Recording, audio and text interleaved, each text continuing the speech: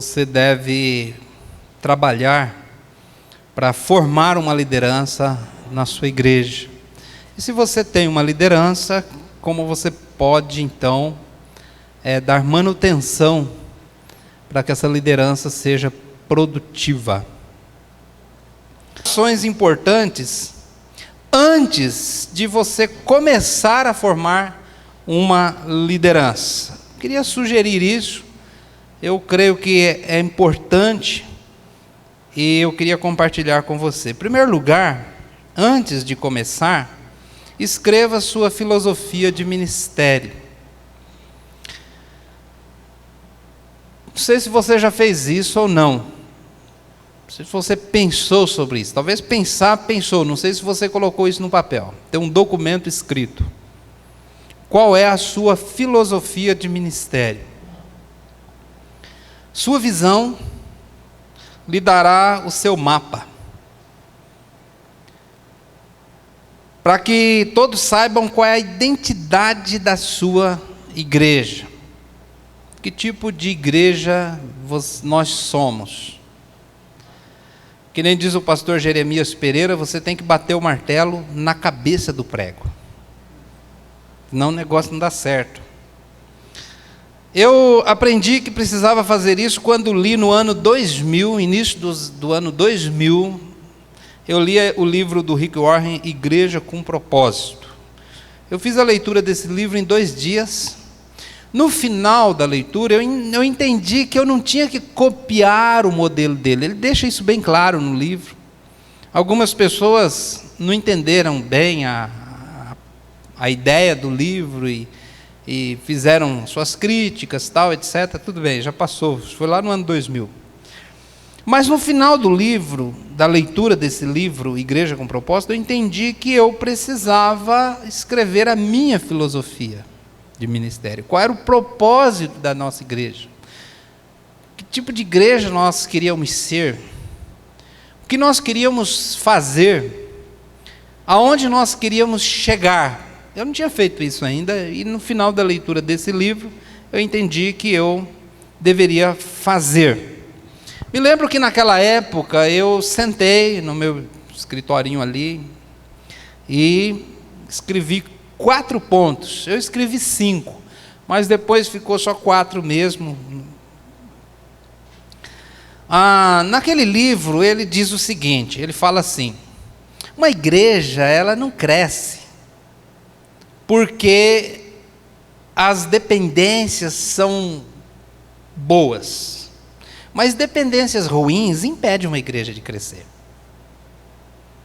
Fui visitar uma igreja e queria saber onde é o banheiro. Eu fui no banheiro dos homens, na onde a gente faz o xixi ali, tinha latas de tinta aberta e aqueles rolos de tinta. Você tem que ficar tomando cuidado para não sujar a roupa. Não dá certo. Nesse livro ele diz, uma igreja não cresce porque tem um pregador bom, um pastor que prega bem, mas um pregador ruim impede uma igreja de crescer.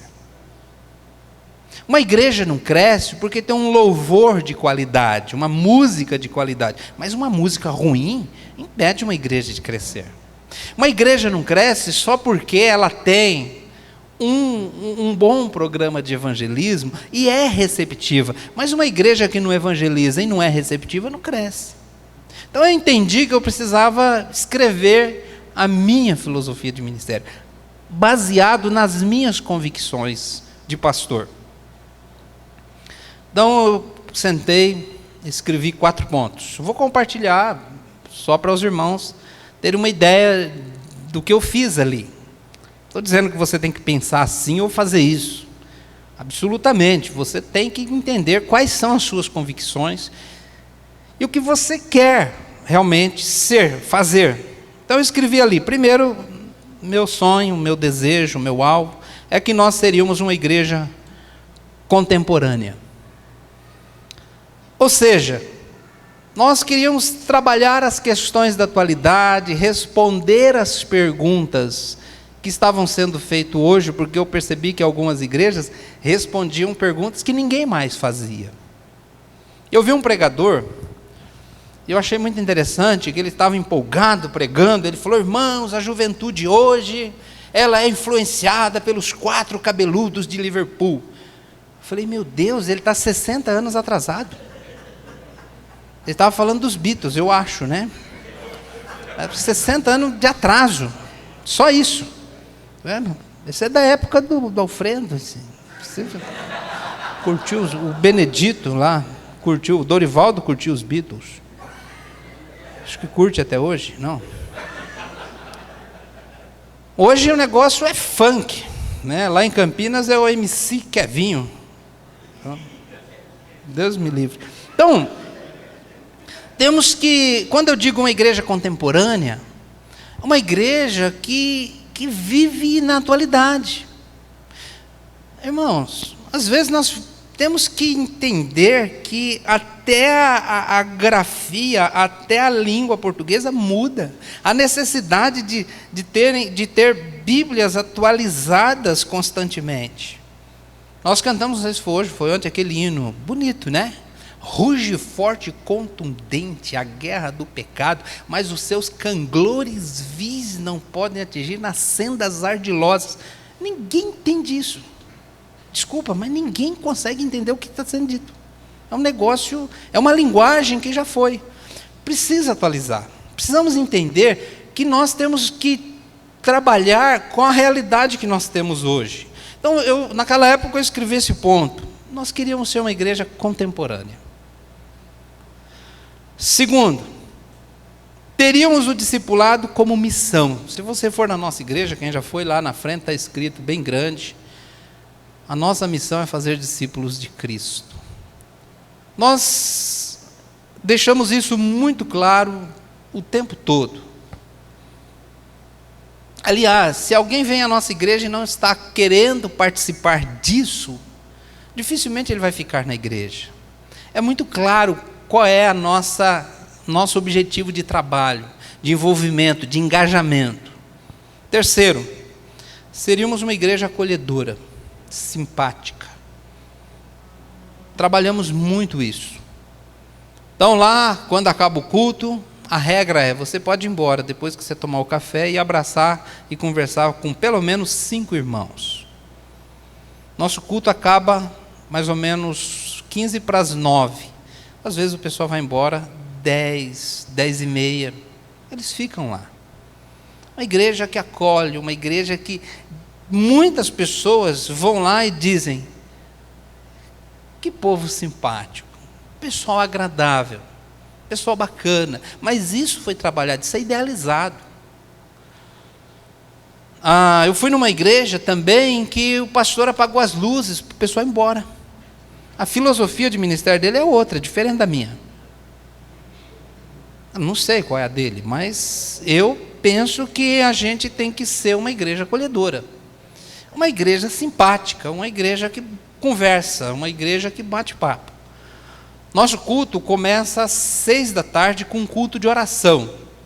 Então os irmãos se reúnem para orar pela igreja e pelo culto. Não são orações por motivos pessoais, mas oração pela igreja, pelos projetos da igreja e pelo culto.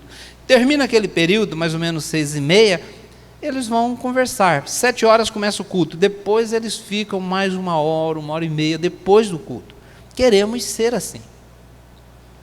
E quarto lugar, nós queremos ser uma igreja que valoriza o corpo acima da denominação e valoriza valoriza o corpo acima do templo e valoriza o reino acima da denominação. O que eu quero dizer com isso?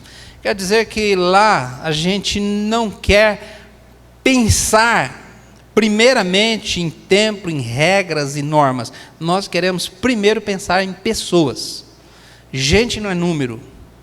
Gente é gente.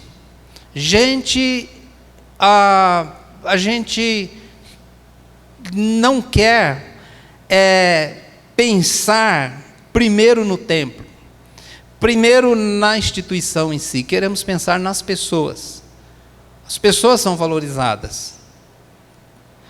Segundo, como igreja, nós queremos ter uma visão do reino de Deus. uma ideia, mais ou menos assim, de viver aquilo que Jesus pregou no Sermão da Montanha.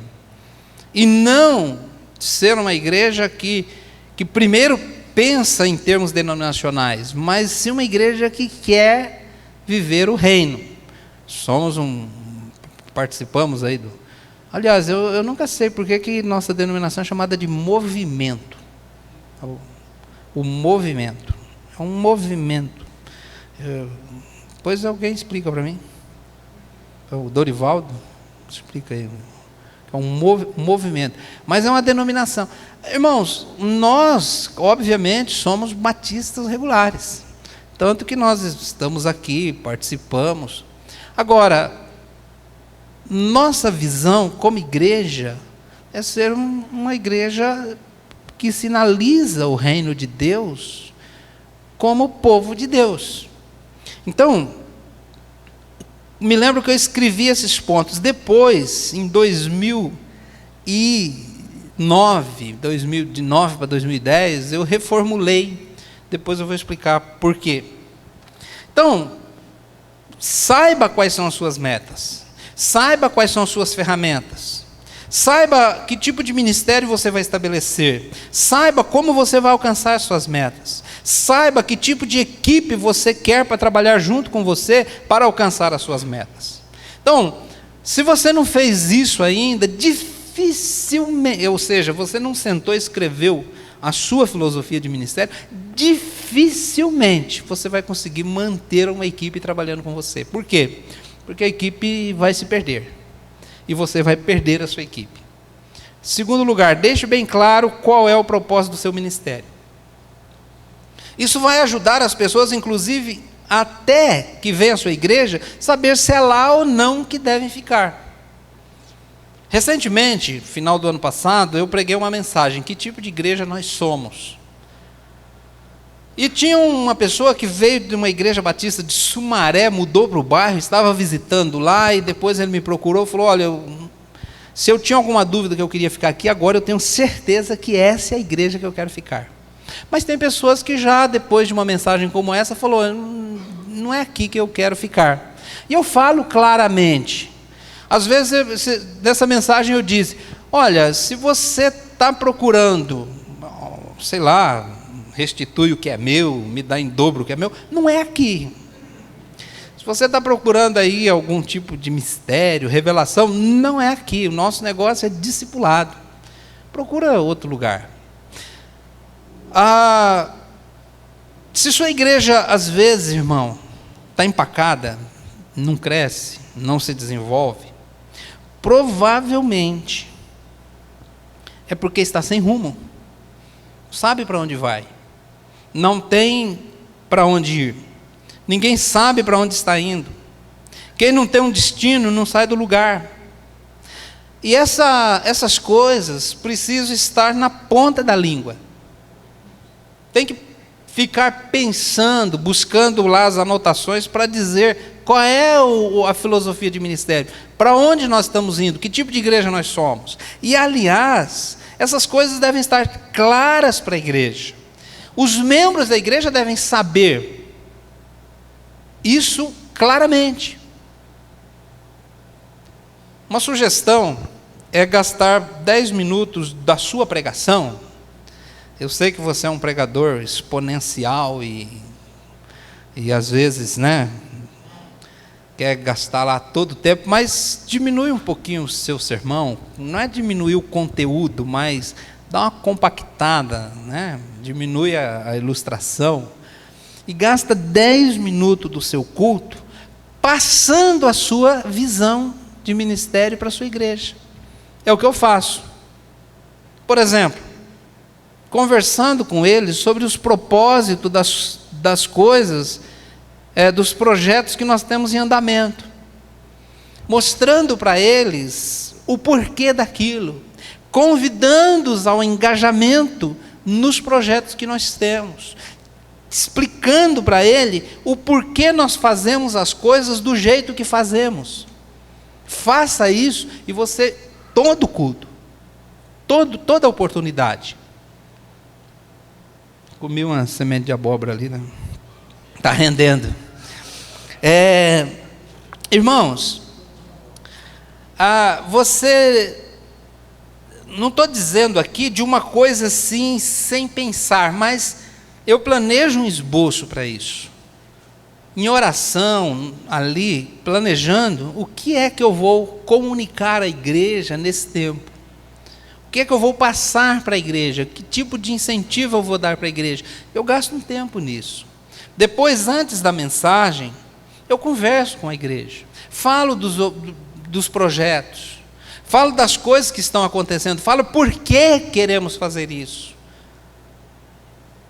E falando, repetindo, falando, a igreja vai aprendendo. E quando você pergunta para a igreja, com algum irmão da igreja, alguma coisa sobre o perfil da igreja, ele sabe responder.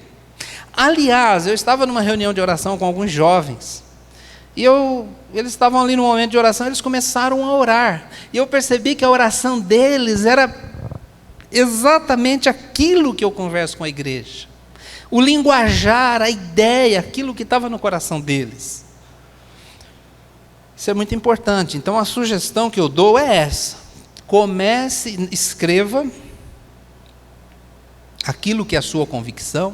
Como o pastor falou aqui na mensagem, às vezes a pessoa busca a sua convicção, acaba comprando ou aderindo à convicção de um autor ou de alguém.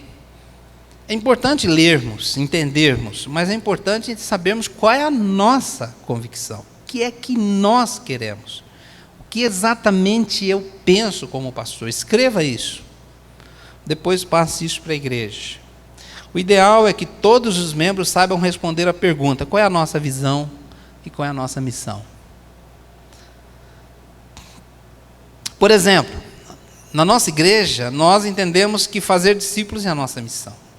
E que por isso nós entendemos que, se essa é a nossa missão, nós temos que ter uma forma que nós entendemos ser eficiente de como ser igreja. Então nós entendemos que multiplicar pequenos grupos nos lares, com o objetivo de ganhar almas e discipular, é uma forma eficiente de cumprir a missão. Assim nós conseguimos mobilizar maior parte da igreja para trabalhar em prol do cumprimento da missão. Então os grupos pequenos nos lares não é o fim em si, é o meio. O objetivo é ganhar o maior número possível de pessoas. Mas não apenas ganhá-las, mas discipular, cuidar dessas pessoas, treiná-las, para que o número de pessoas que ganham almas sejam cada vez maior. Então, meu irmão, se você ainda não tem isso por escrito, se você não tem isso na tua igreja, não tente montar uma equipe de ministério, não vai dar certo. Sua equipe vai se perder. E você vai perder sua equipe. Talvez você já passou pela experiência de perder a equipe. O pessoal debandou. E você ficou perguntando, por que eles me abandonaram? Por que não deu certo? Por que não rolou? Porque eles estavam perdidos. Porque às vezes eles entraram no seu barco pensando que você ia para um lugar, e você pensou que você ia para outro, e o pessoal chega no meio do caminho, no meio da viagem, começa a discutir. Não pensei que era isso. Tem que ficar claro, tem que estar claro, muito claro, o processo, o final, o objetivo. Ou pior ainda, às vezes no meio da viagem a sua equipe volta-se contra você e derruba o seu ministério. E nós temos visto isso acontecer. Por que às vezes, lá para o 3º, 4º, 5º ano, muitos pastores caem? O que aconteceu? Estão perdidos. Um vai para um lado, outro vai para o outro. Um pensa que está indo para esse lado, e o outro pensa que está indo para aquele outro lado. No final não dá certo. Eu gosto muito daquele ditado que diz, tudo que é combinado não sai caro. Tem que ficar bem claro qual é o objetivo do seu ministério, Que tipo de igreja nós somos? Qual o objetivo nosso? Para onde nós estamos indo? O que importa para nós? Às vezes vem aquele irmão assim, com uma ideia fantástica de um ministério. Pastor, vamos fazer isso e tal. Aí o pastor, não, mas onde você está, né? O que você está pensando? Quando você deixa bem claro, as pessoas não vêm com essas ideias, porque eles sabem qual é o objetivo da igreja, o que realmente importa, que tipo de ministério nós elaboramos para cumprir a nossa missão. Se não cumpre a nossa missão, não fazemos. Nós abandonamos ideias e costumes que não estavam de acordo com aquilo que nós entendíamos que é a nossa forma de ser igreja. Terceiro lugar, ofereça treinamentos específicos e não generalizados. Intencional. Um dos problemas na formação de liderança é justamente a falta de intenção que o pastor tem de transformar um determinado membro em um líder. Irmãos, é maravilhoso nós pregarmos a palavra de Deus, mas não podemos continuar pregando, ensinando de uma forma generalizada.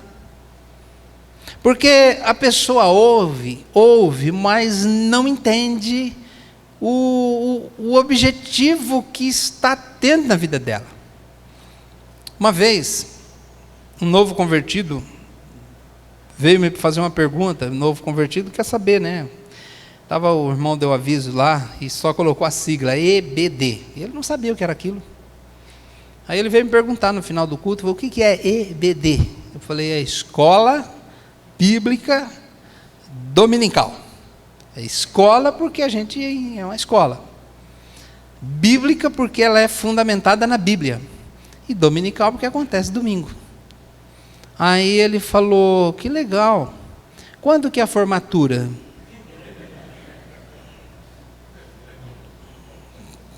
Eu falei, não tem formatura.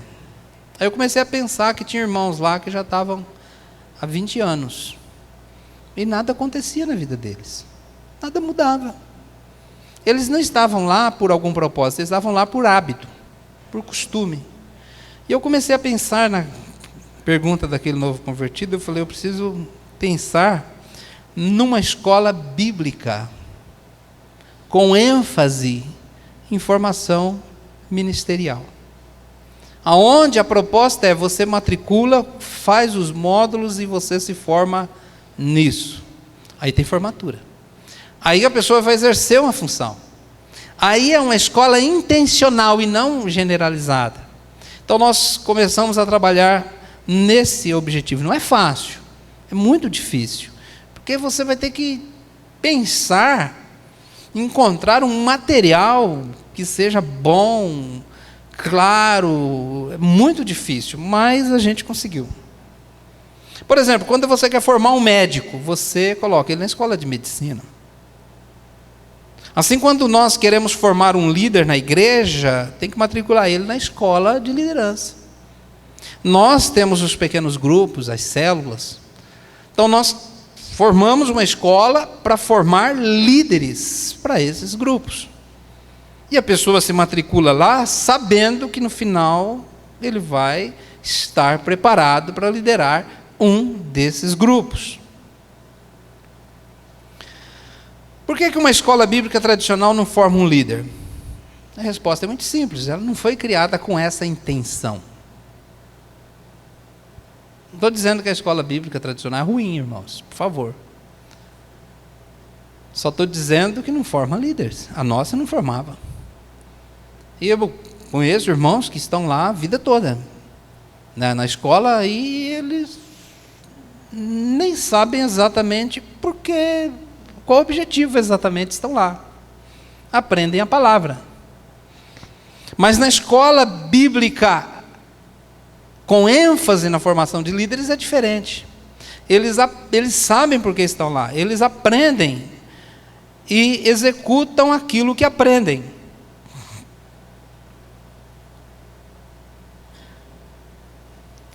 Quarto lugar, dê oportunidades para o seu povo participar do ministério. Não seja um líder centralizador. Se você quer que as pessoas sirvam, tem que dar oportunidade para que eles aprendam e se desenvolvam. Uma das grandes dificuldades que eu tive, e talvez ainda tenha no meu ministério, é saber quando alguém está pronto mesmo. Eu achava que nunca estava pronto. Eu deixava um irmão pregar, por exemplo, na igreja, e eu ficava apavorado. Mas como é que ele vai aprender se ele não prega? Como que ele vai dar aula na escola dominical se ele nunca tem uma oportunidade? Como ele vai liderar um grupo se você não coloca ele lá para fazer? Jesus exemplificou a sua fórmula. Primeiro ele fez e os discípulos observaram. Depois ele fez e os discípulos estavam junto com ele, vendo de perto ali. Aí ele fez e os discípulos fizeram juntos. Depois ele enviou os discípulos para fazer sozinho. E no final ele foi embora e deixou eles responsáveis pelo ministério. E eles fizeram a obra, irmãos.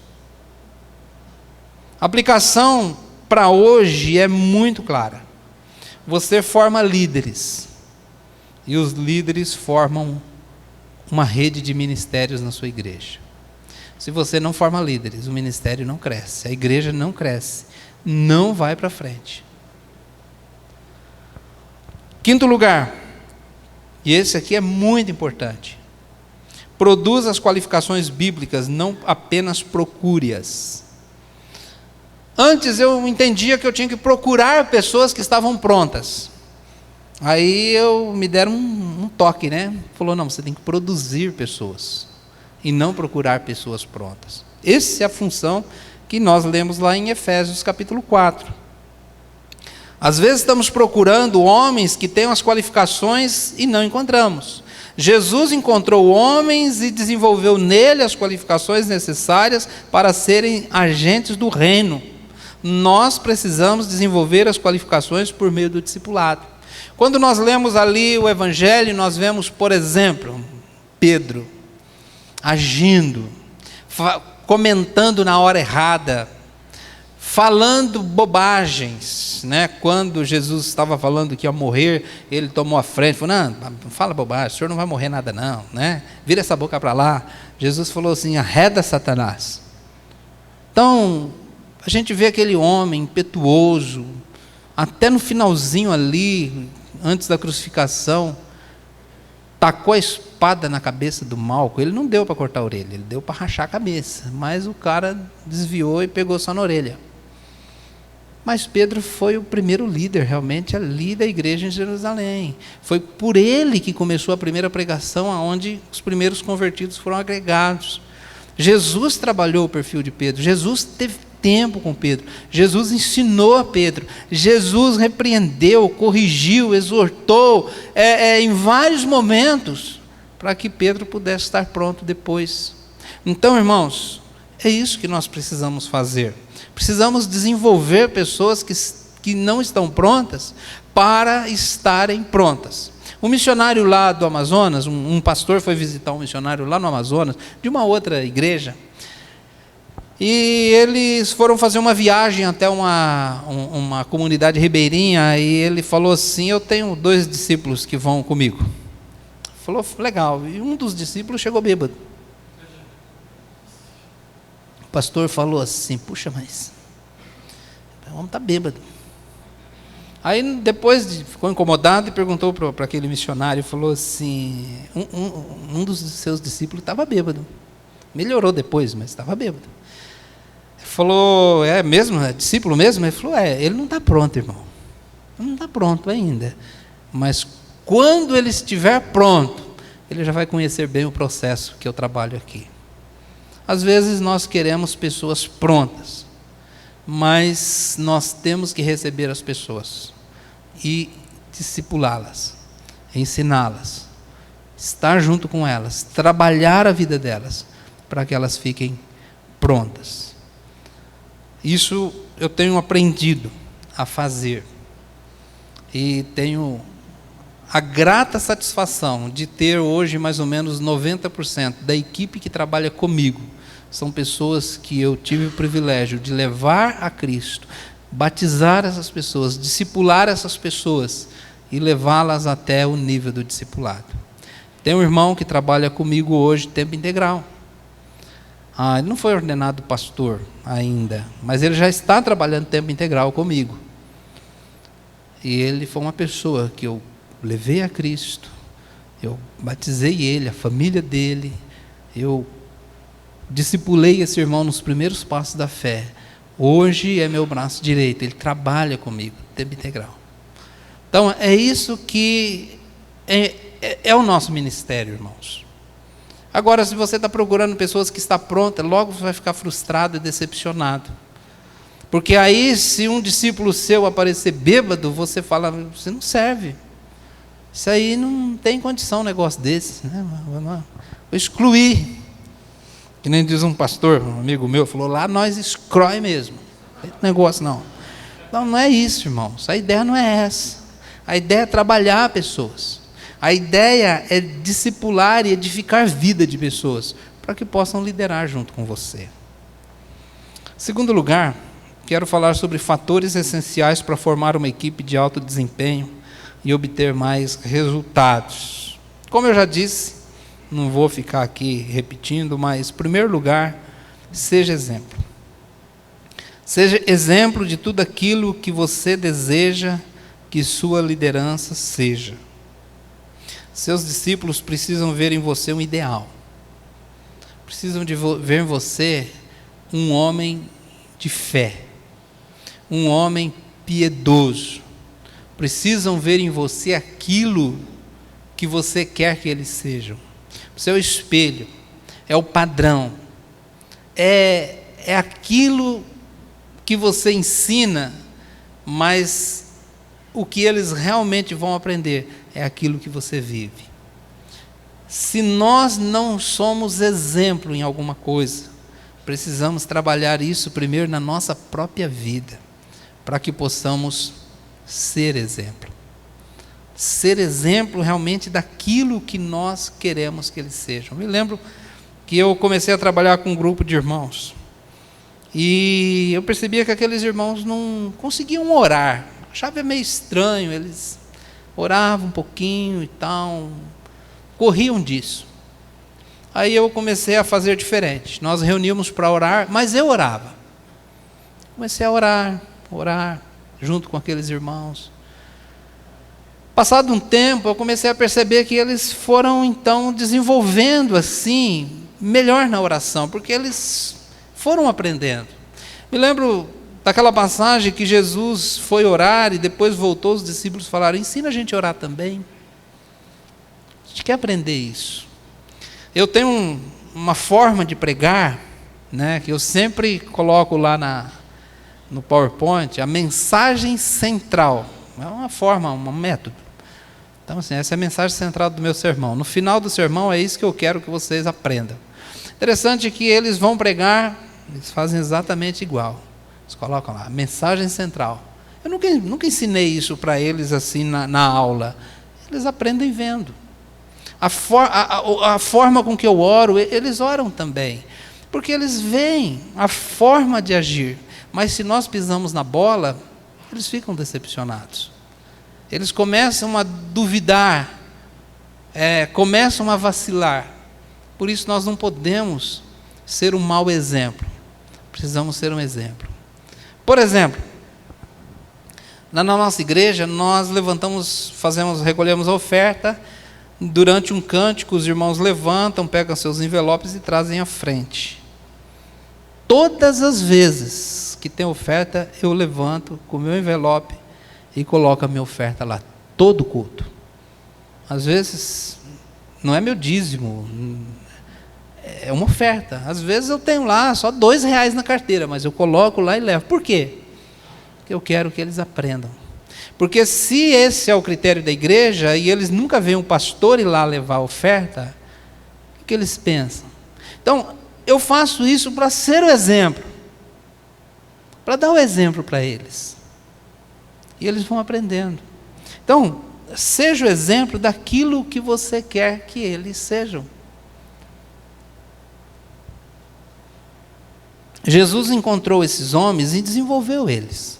É isso que nós devemos fazer.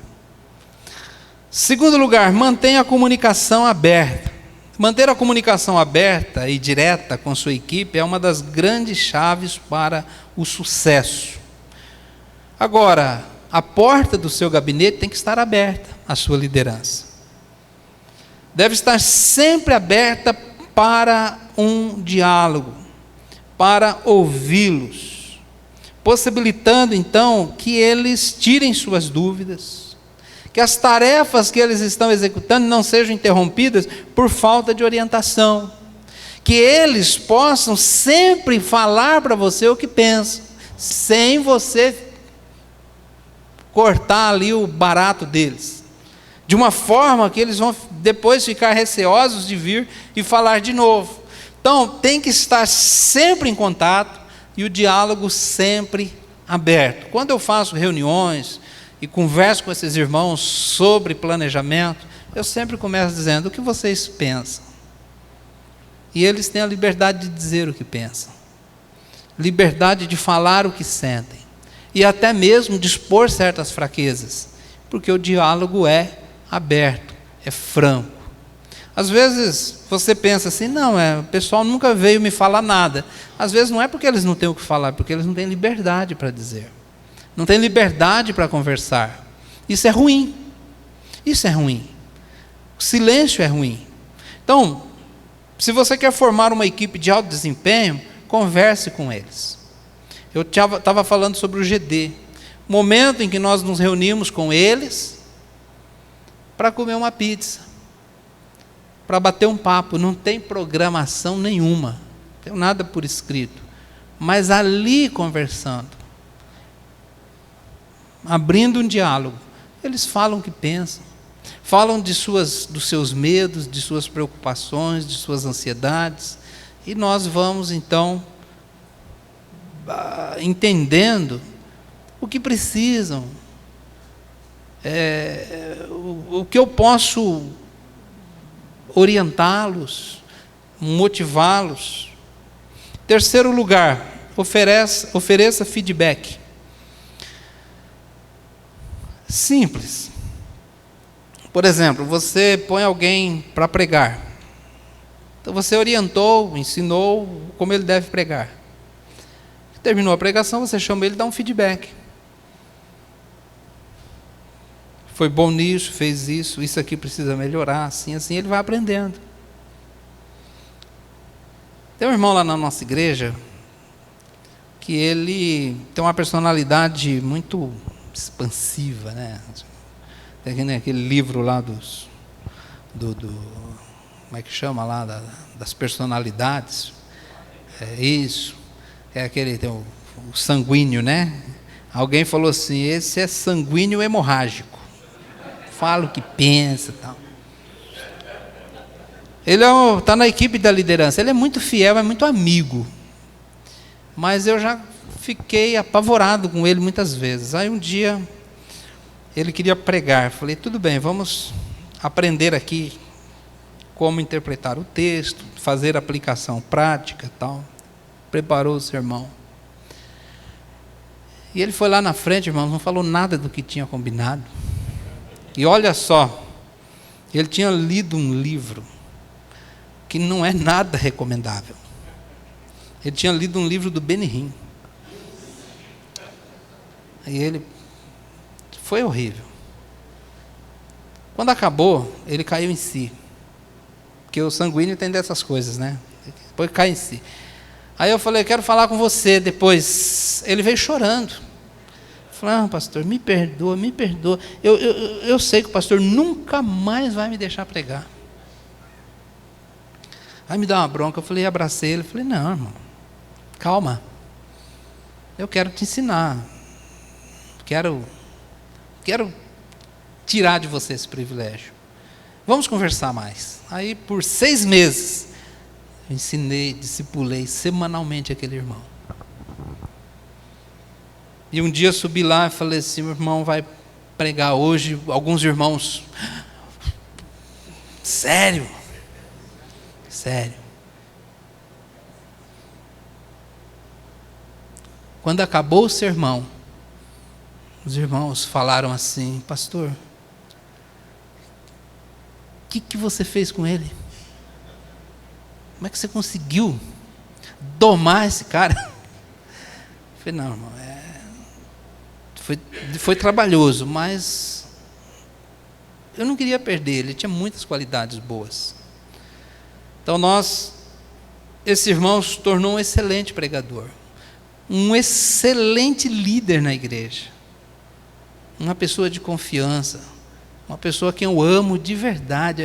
A família dele é uma bênção na igreja. Mas se eu fosse avaliar ele por aquela pregação, irmãos, eu tinha expulsado aquele irmão da igreja. Eu nunca mais ia deixar ele pregar lá. Mas eu passei para ele depois o feedback com amor. Fui explicando. Ele pregou de novo, passei o feedback de novo. E agora, acho que final de fevereiro, ele vai pregar novamente. Mas ele é uma outra pessoa. Por quê? Porque nós ensinamos. Isso tem que acontecer. Quarto lugar, invista tempo em sua equipe. Às vezes, nós formamos uma liderança. Mas depois, se nós nunca mais conversamos, avaliamos, estamos juntos, de repente aquela pessoa cai num desânimo, aquela pessoa começa a se perder, e daí no final do ano está todo mundo desanimado, todo mundo sem perspectiva, e você fala, o que está acontecendo? Liderança tem que caminhar junto o tempo todo. Não dá para esperar que o líder caia numa crise terrível para que você trate ele. Você tem que tratar os sintomas dia a dia, perceber o que está acontecendo. Então, invista tempo. Eu tenho 4 formas de trabalhar com a minha equipe. Primeiro, a vida pessoal do líder, a saúde dele, casamento dele, a vida espiritual dele, o tempo sozinho dele com Deus. É a primeira pergunta que eu faço. Como está o seu tempo sozinho com Deus? O que você leu na Bíblia? Como que você se sente quando ora? Quanto tempo você gasta? Como está seu casamento? Como está a sua família? Como está seu relacionamento com os filhos? A vida pessoal dele. Segundo, conhecimento da visão e da tua filosofia de ministério. Você tem que estar alinhado com isso. Estão ensinando e conversando muito sobre o tipo de igreja que nós somos e quais são os nossos objetivos como igreja. Terceiro, habilidade das suas atribuições, ou seja, como fazer, como executar o seu ministério. Eles têm muitas dúvidas, têm muito medo. Então, quando nos reunimos, gasto tempo ensinando como fazer. Como fazer isso? Às vezes, eles não possam dar um curso completo lá de aconselhamento bíblico, mas princípios bem básicos de como aconselhar um adolescente, aconselhar um casal que está em crise, como orar pelas pessoas e como fazer certas coisas. Eles vão aprendendo. Em quarto lugar, a motivação. Trabalhar a motivação deles. Quando você lê o Evangelho, você vê Jesus motivando os seus discípulos. Lá em João 14, depois que Jesus disse que ele iria embora, eles ficaram tristes. E Jesus chamou eles e falou, não se entristeça, tenha um bom ânimo, creio em Deus. E aí ele dá uma palavra ali que é de motivação, irmãos. Baseado na verdade. Lá em 1 Tessalonicenses capítulo 4, Paulo fala, encoraje uns aos outros com essas palavras. Então, palavra de encorajamento na vida deles. Isso é tão importante. Então, 4 coisas que eu trabalho constantemente na vida desses líderes. Vou repetir. A vida pessoal do líder. Conhecimento da sua visão. Habilidade das atribuições que eles têm. Como fazer e executar o trabalho deles. E quarto, encorajamento, motivação. Quinto lugar, não fuja dos conflitos. Não ignore os sintomas. Pequenos conflitos, picuinhas, mal resolvidas ou não resolvidas, são terríveis na igreja. Esse tipo de picuinha, às vezes, pode prejudicar muito o desempenho de um grupo, a unidade de um grupo. Não finja que não viu que tem um problema. Não ignore os sintomas. Vá atrás, resolva, antes que você perca o líder. Em último lugar, supervisione. Então, a definição aqui de supervisão, que é muito importante. Pena que eu não coloquei ali, mas eu vou repetir aqui 2 vezes. O supervisor é alguém que conhece a fundo todos os processos que estão envolvidos no trabalho de um ministério. E assim ele pode orientar o dia a dia dos executores, garantindo qualidade, eficiência e bons resultados. Então, que é um supervisor? É alguém que conhece o processo, sabe exatamente como funciona todos os processos daquele ministério. Por exemplo, pequenos grupos, ele sabe como funciona, sabe exatamente como fazer. Então, ele orienta os executores no processo para que o processo saia bem feito. A presença de um supervisor é vital para que os processos saiam de acordo com aquilo que foi previsto e traga bons resultados. Sem supervisão, um setor logo começará a se perder por falta de orientação e acaba deixando de ser produtivo. Por exemplo, se eu não supervisiono um pequeno grupo da minha igreja de forma correta, esse grupo tende a se perder nos processos. Não aconteceu exatamente comigo, mas aconteceu com um amigo meu. Ele formou pequenos grupos na igreja, é um ministério bom, é uma coisa abençoadora, mas se não supervisionar de perto, a coisa desanda logo. Aí ele formou os grupos e 1 ano depois ele foi visitar um grupo. Chegou lá, irmão, ele não reconheceu nada. Estava totalmente diferente do que ele tinha deixado. Estavam fazendo coisas completamente diferentes. A coisa tinha tomado um rumo completamente diferente. Por que faltou lá? Supervisão. Supervisão tem que ser constante, tem que ser pontual, tem que ser acirrada muitas vezes. Então,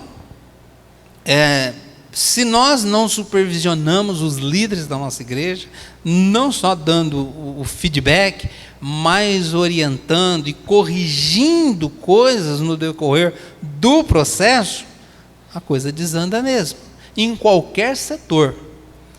Isso em qualquer setor da igreja. Se não houver uma supervisão, desanda, se perde. E você vai ter problema lá na frente se não supervisionar. Um dos grandes segredos do bom andamento, do funcionamento e execução do trabalho de uma liderança na igreja, é a supervisão. Temos que supervisionar. Temos que ver se o que foi combinado está sendo executado, se o processo está sendo executado de forma correta, se o que precisa ser feito está sendo feito. Se não houver supervisão, logo o processo começa bem, vai decaindo, se perdendo, desviando o foco, e aquele ministério determinado logo se perde, e em vez de dar lucro, de dar resultado positivo para a igreja, dá prejuízo e problema para a cabeça do pastor. O que é um supervisor? É alguém que conhece a fundo todos os processos que estão envolvidos no trabalho de um ministério, e assim o supervisor pode orientar o dia a dia desses processos, não executando, obviamente, o processo, mas orientando quem executa, orientando o líder, para que o líder possa garantir qualidade e eficiência. Se não houver supervisão, não há um bom resultado. Não nos enganemos. Um dos papéis fundamentais de um pastor na igreja é a supervisão dos ministérios da igreja. Nossa escola bíblica, por exemplo, nós temos ainda, temos a escola que funciona lá, adolescentes, juniores, primários. Eu vou lá ver, assistir um pedaço da aula, chamo os professores para bater um papo, pergunto se o material que está sendo dado é o que foi combinado que seria dado, assisto um pouco da aula, vejo como está o funcionamento, tem que supervisionar, senão desanda, irmãos. E aí, a gente fica pondo a mão na cabeça e falando, mas o que deu de errado? Deu de errado que não houve a supervisão. E aí tem que consertar, ou então acabar e começar tudo de novo. Então, supervisione. Meus irmãos, são essas as dicas que eu gostaria de passar para os irmãos. Estou à disposição se você quiser fazer alguma pergunta, algum comentário. Depois, estou à disposição dos irmãos. Agradeço pelo tempo, agradeço o pastor Luciano, agradeço os irmãos por me ouvirem e louvo a Deus por essa oportunidade. Que Deus abençoe.